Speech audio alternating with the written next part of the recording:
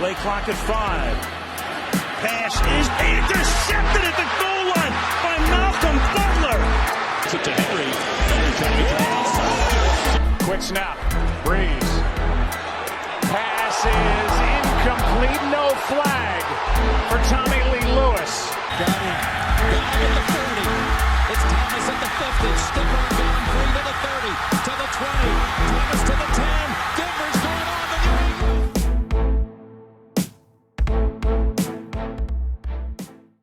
Bruce Arians apparently owns Tom Brady and is not willing to give him up. The Colts are doing something that every NFL fan hopes will happen.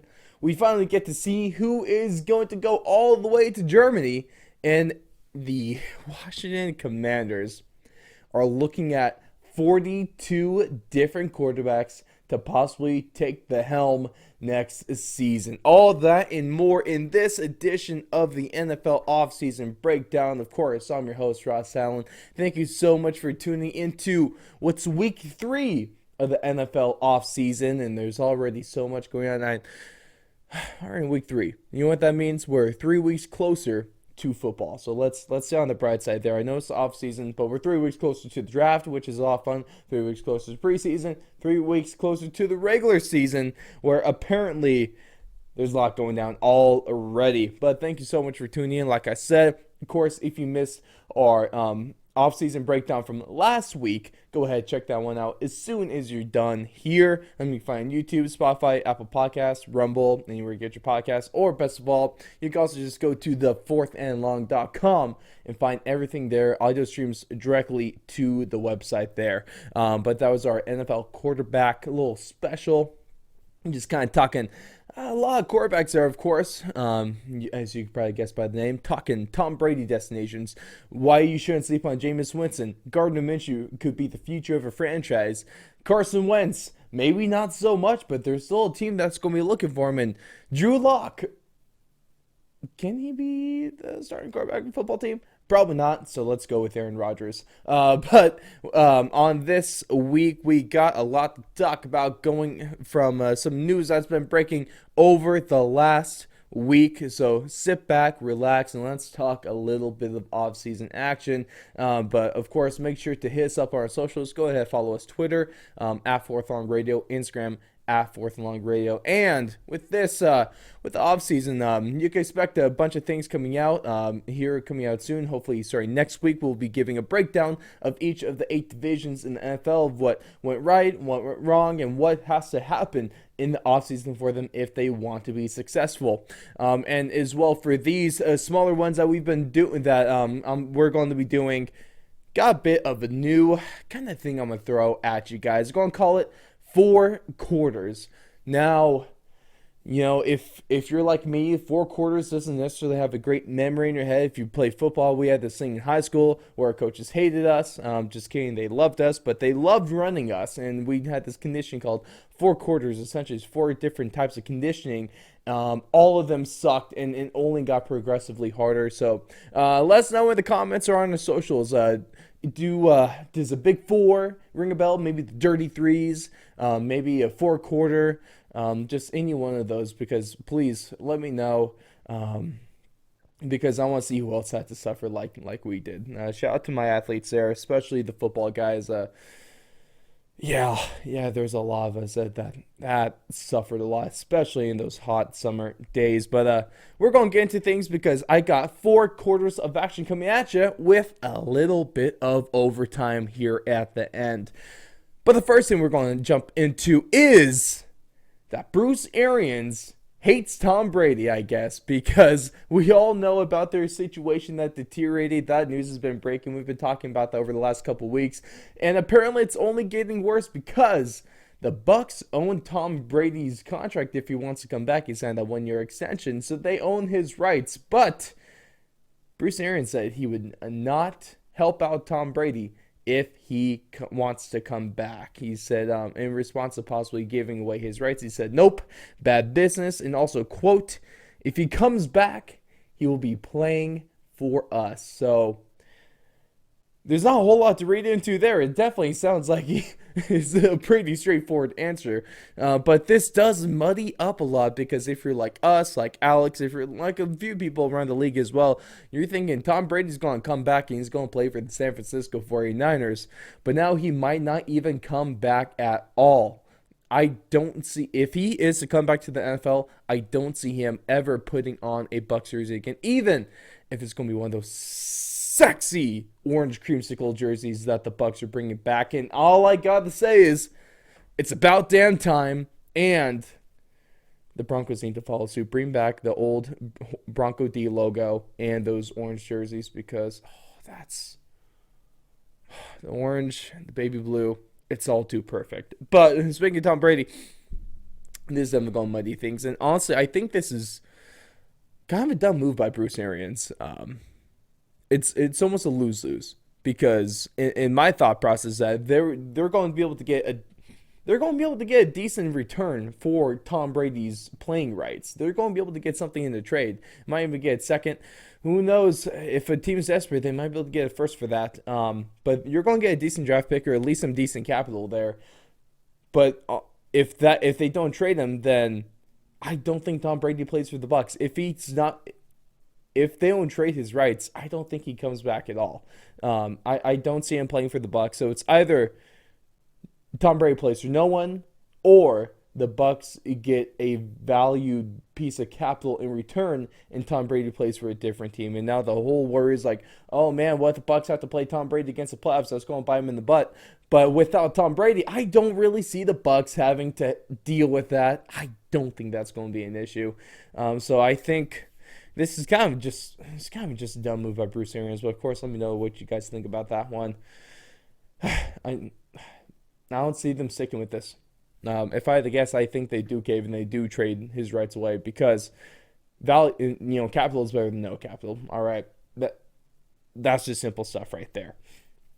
But going to quarter number 2, let's talk about the Indianapolis Colts and them sticking up for the entire NFL fan base, because they put in a proposal to the NFL Rules Committee that guarantees both teams will get a possession in overtime, and this would be for regular season and postseason.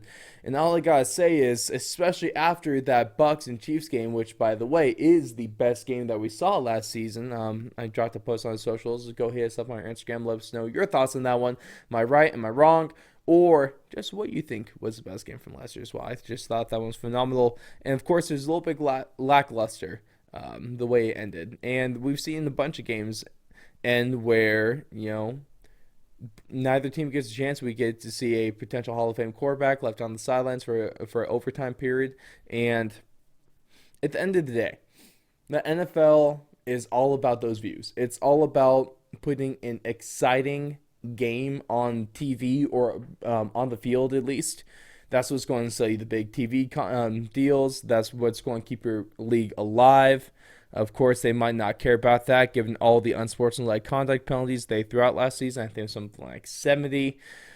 So maybe they're not about putting on an exciting product.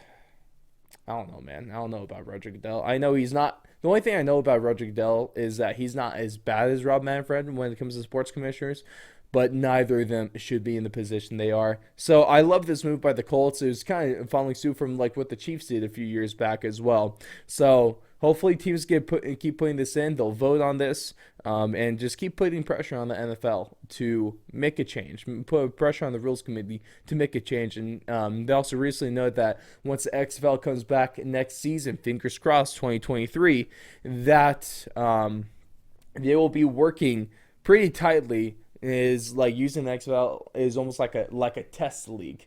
And so if they have to wait till the XFL comes back to try a new overtime rule, then so be it. But this is something that it'd be better to have sooner rather than later. And by sooner, I mean this coming season. You got a whole offseason to figure things out. There's so much stuff you can do. Easiest thing is just what I've been saying. College rules, but you start on the 50 instead. So you're just not in field goal range as soon as you start. It really doesn't have to be that complicated, and that's might not be the best solution to this, but it's 1,000 times better than what the NFL currently has set up. So of course, We talked about overtime a lot. This is probably not the last time we're going to be talking about that this offseason. So we got a little bit to go when it comes to this, and just hopefully the NFL does the right thing. I know it's a rare thing to hope for and to definitely something to not expect. But I got my fingers crossed. Goodell, NFL Rules Committee, do the right thing, please. And while we're here, remove the whole unsportsmanlike conduct thing that you guys put in last year. Just sucks. Just sucks. No one likes it. Unless you're one of those old-ass owners that hates fun. I hate you. But let's move into quarter number 3 here. And we finally know it's the teams that are going to be playing in Munich, Germany. And that is at least half of them. And that is one of them guaranteed, the Tampa Bay Buccaneers. The NFL recently announced the teams that are going to be participating in the international series and games that take place in Mexico City, in London, and for the first time ever, they're going to be in Germany. So, thank you, or in other words, I guess, you're welcome, Germany. Finally going to get some real football taking place in your stadium there. I don't care if I alienate fans when I say this, because soccer sucks. It's just a boring sport. So football, 1,000 times better. Congrats, guys. But right now, their opponent in date is currently TBD. Before this, the Bucs have played international a few times, all 3 of those taking place in London. And this is kind of an interesting one because, like, it's not like that big of a difference from the London game in terms of time, especially like time and distance travel and stuff like that. Just because it's like an extra like hour plane ride because Europe is small. And you can go 3 countries in just an hour plane ride. So that's not going to be too big of an issue, but it just kind of goes back. I'm going to stay consistent on my feelings when it comes to international games, especially like ones that take place across the Atlantic, ones in Mexico City. It's really not that huge of a deal because it's not that far of a trip for the teams to take, and it's really not that big of a time difference, but London ones are annoying. Football at 8 in the morning is kind of stupid for the fans and for the players. And this game is probably, if you go to Germany, I'm pretty sure it's another hour over, so it's just going to start that much earlier, or they might just keep it normal start time. But I think, in all, I would hate to be a fan of the teams. I'm really hoping. I know the Jags are one of the teams with the game in London. I'm really hoping that the Broncos aren't their opponent for that one because I rather wait till like at least the 11 o'clock. And shout out to Mountain Time. Everyone in Mountain Time, you guys are the best. But if you're not in Mountain Time, go ahead and subscribe as well and stay tuned. I love you just as much, I swear. I just don't really care about international games. I know it's great for the fans over there. It's great for the fans in London, in Germany, but it's a pain in the butt for the fans here and for the grand majority of the fans, and especially the players and the team itself, because it just makes things that much more difficult. And I think it's just kind of dumb, and I don't really care for it that much. Yeah, that's just I know you have a lot of feelings about this. I know not a lot of people are going to side with me, but that's just how I feel. That's how I've been feeling about international games. So I like to be consistent. I'm going to keep it consistent here. Poor Tampa Bay, but also sucks for you guys. And bringing us up here with quarter number 4. And it was signed by the Washington Commanders. And I swear, this franchise is always going to come out when it comes to like just stupid headlines, going across your timeline when you're scrolling Twitter or like popping up on your phone with the notifications.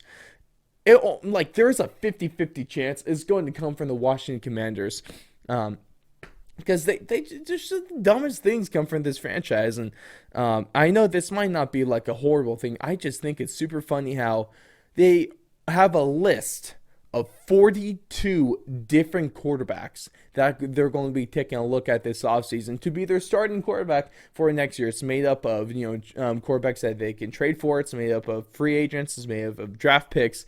But I don't know how you could come up with this big of a number if I really tried. Some interesting names a part of this that kind of stand out mostly is Of course, Aaron Rodgers and Russell Wilson. If you're any team, you're going to be taking a look at those guys. I'm sure, guys like Jameis Winston are going to be on there. I'm sure guys, maybe guys like Deshaun Watson are going to be on there. And then another couple names on there as well as Jimmy Garoppolo and Mitch Trubisky, who apparently the Bills really love. And I guess that goes to show you, man. We all know that this 2022 quarterback draft class is not that strong, but it's kind of bad when I would rather prefer, teams would rather prefer, scouts would rather prefer Mitch Trubisky over anyone in this draft class is a starter. Like, I would much rather have Mitch Trubisky as my starting quarterback than anyone in this quarterback draft in this draft class, and I have no problem saying that. It's easy to say. There's no hold up on that. Mitch Trubisky he could be a good quarterback. At the end of the best he can ever be is a floor raiser, and a ceiling lowerer. So that's kind of where it stands with that one. It's obviously I'm not a fan of Mitch Trubisky. I know the Bills definitely helped him out, and it goes to show that is another thing that goes to show is that even if you don't really do much, it's still better than having a bad season. It is really a good argument you could put there. But Washington has some work cut out for them. I still think that Carson Wentz is probably going to be the guy of the future, or even a Gardner Minshew. But if I had to guess right now, I will say that it's going to be Carson Wentz. No way in hell that Russell Wilson and Aaron Rodgers would accept a trade to the Commanders. That's not happening. Looks like Jameis, though, he might actually be re-signing with the Saints, so that's something that you're going to pay attention to there. It sucks though, because team-wise, I do like what Washington's putting around, especially with, any quarterback in the league would love to have a guy like Terry McLaurin on the field to be able to throw to. That guy is a freaking stud, and just for being 2 years young into the league, he's already one of the best wide receivers that we're seeing play today. So, that could lure a quarterback. They're going to have to do a lot of the work if they want to cut it down from 42. So, best of luck, Ron Rivera, because that's not an easy task. But, ladies and gentlemen, we're going to kind of cap things off here. We're going to wrap things up with, hopefully we'll be able to throw in every once in a while Nene of the week. Sometimes it's hard to get a good Nene in the offseason. It's definitely easier during the regular season, I will add. But it's at least one thing we're going to do here. We like to cap things off with something special. And we're going to cap off a lot of our offseason shows with a little bit of overtime. And this is just something, I guess, a little bit more of a fun story, maybe like a joke story. I mean, who knows? We'll just see however I'm feeling. It's my show. We'll see what happens. But also, I love your opinions. Please let me know, because you guys are amazing. But what I got for you guys for a little bit overtime is that we got some Jacksonville Jaguars news, and big news coming out of them, because they re-signed Tim Tebow? Wait a minute. That's not Tim Tebow. That's just center Tyler Shatley, who looks like a fat Tim Tebow. And of course, I mean fat in every loving way. Shout out to my offensive lineman. You guys, easily the best position on football. Only second to offensive lineman. Shout out to you fullbacks. You guys are also kick-ass as well. Neither of those positions get enough love as they deserve. No, yeah, this story comes by surprise, especially when you see the picture pop up with it, which, if you're on audio, you won't be able to see. If you're on Spotify, you'll be able to see because we got video there. But yeah, no, Tyler Shatley really looks like a fat Tim Tebow, man. It's almost remarkable how uncanny they look. That stuff is entertaining to me. I don't know if that says anything bad about me, but whatever. You guys probably join here because you like me enough anyway. But that's going to wrap it for our NFL offseason Week 3 breakdown. Of course, we covered a little bit of the Colts showing us what we want to see. The Bucs are doing things overseas. The Washington Commanders have a lot of the work to do this offseason when it comes to one of the most important positions on the field. And Bruce Arians is kind of being a dick. All right. But let us know your thoughts on all the topics that we covered this week. Let us know what you think about the overtime as well. Go out and for those that have ordered hats, those orders will be getting processed soon, and hopefully the hats will be shipped out by the end of this month. I know it's been a long process, and I appreciate your patience. Part of it is I need enough orders to not be in the hole for this. I want to get you guys your hats. And of course, if you haven't got yours yet, you could see it on my very beautiful head right now. A little bit of trucker cap action, and it's actually really happy with the quality it came out. Go over to thefourthlong.com/apparel. Get your pre-orders in now before the end of the week. If you want to hear when the first series of shipments arrive, it's going to take a little bit of work. I know I'm busy as hell, but I love you guys. So I'm going to get her done. Go out, have a blessed day, ladies and gentlemen, and we'll see all of you in the next one.